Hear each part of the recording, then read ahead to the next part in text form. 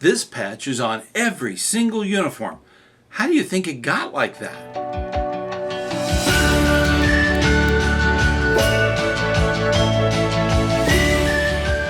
Hey, ScouterStan. Want to talk about the history of the council shoulder patch. Now, originally, the uniform, keep this in mind. I'm going to put a video up here, okay? It's going to have a little thing that'll come up there, okay? Don't go there now. It'll be there at the end, okay? So go ahead and watch the rest of this, but that is about the history of the Scout uniform. When the Scout uniform first started, it was really tailor-made for the Scout. It was a jacket. And back prior to the 30s, it was done at a tailor. And the only thing you could buy were the buttons. That's really the BSA buttons. That's really what survives today. A lot of those jackets are based on a military design known as the doughboy kind of jacket. It's khaki green. It's kind of out of the World War I, the Great War. So that's where that kind of comes from. When they were designing it, they had no real spot to put councils. It was far more important to work with the youth inside of a troop, inside of a district handled by commissioners. That was kind of their thing. The council came later, okay? Council, districts, regions, all that stuff was in development. But during that time, they used different tags on their uniform. Now, the CSP that everybody's familiar with today really didn't officially occur until, officially, from the supply division of the Boy Scouts until 1970. That's when it became standardized, and we'll talk about that. But that's the amazing thing. Prior to this, it kind of developed over time. For the first 20 years of scouting, from 1910 until 1930, there was many different ribbons that were used.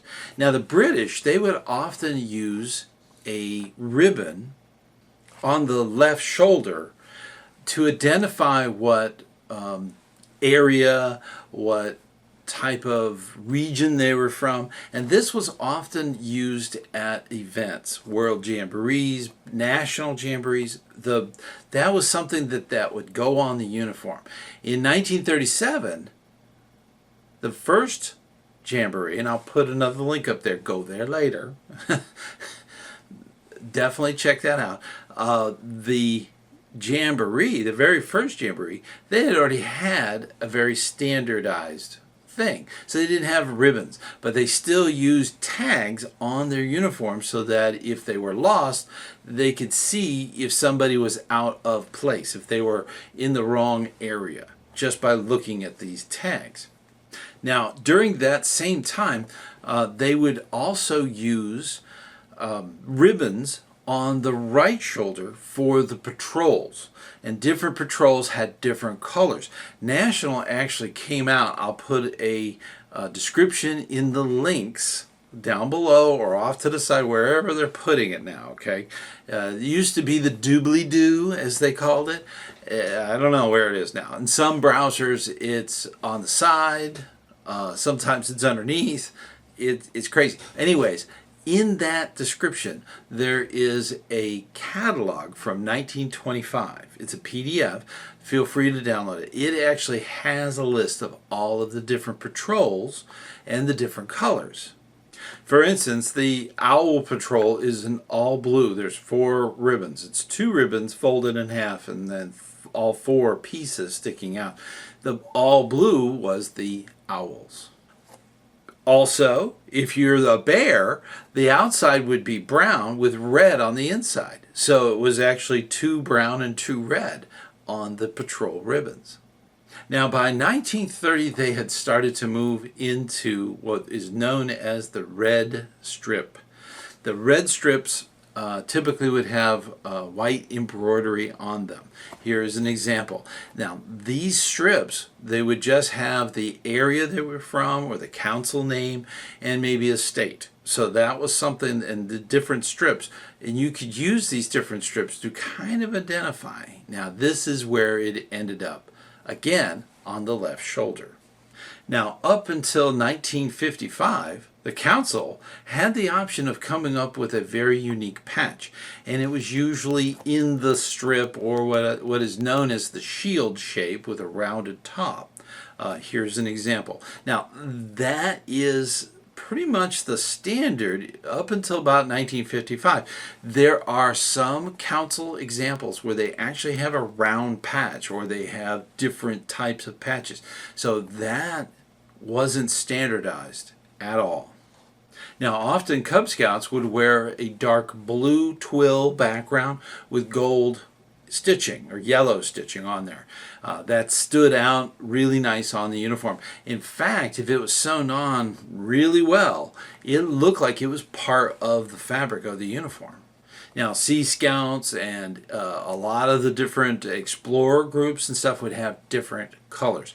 Sea Scouts, of course, would have white ones and black lettering, or they would have dark navy blue with white lettering. So that's possible. So there's a lot of different variations out there. So keep looking for them.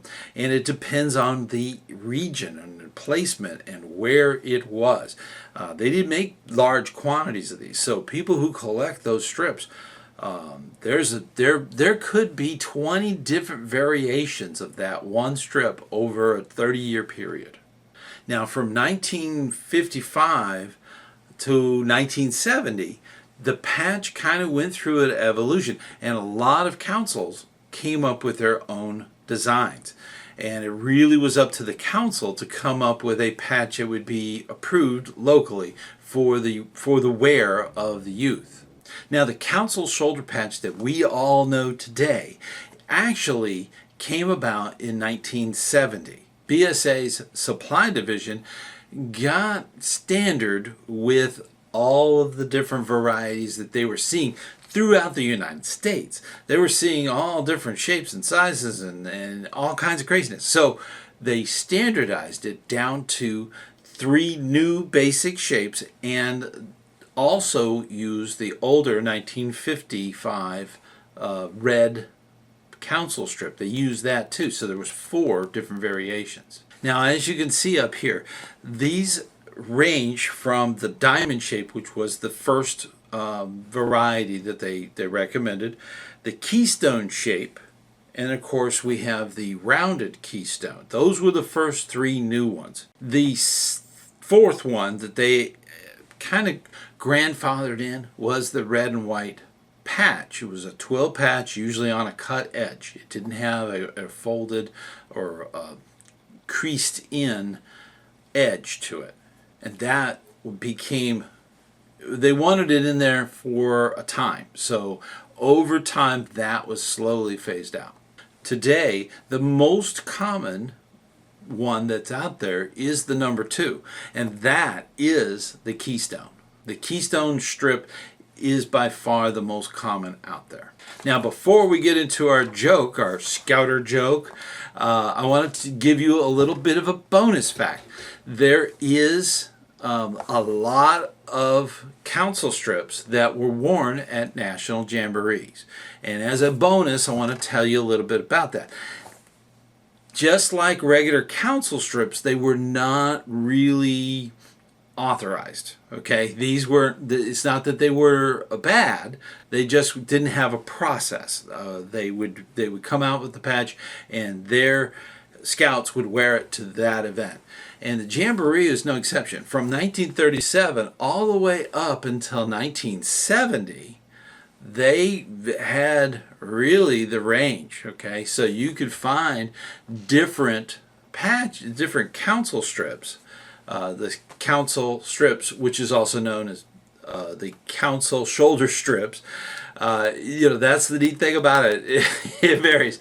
The CSP became JSP, okay, for Jamboree.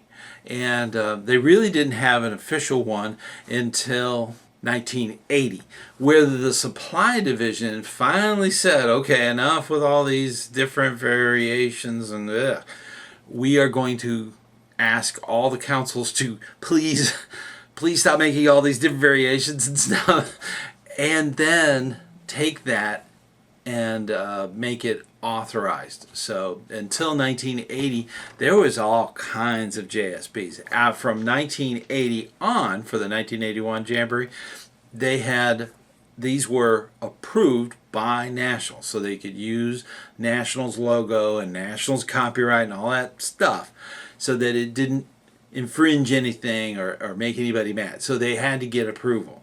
Now, whether or not they do that today, I don't know. And that's something that it's very difficult to find out.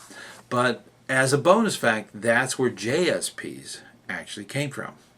Now, as Scouters, we try to make things fun. So with that in mind, we're going to go right into our Scouter joke. What do you call a toothless bear? A gummy bear.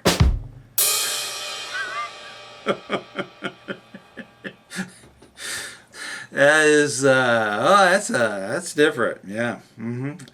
See, now these are jokes you can tell to your Cub Scouts. You can tell them to your Boy Scouts. You can tell them to your crew. You can tell all the Scouts.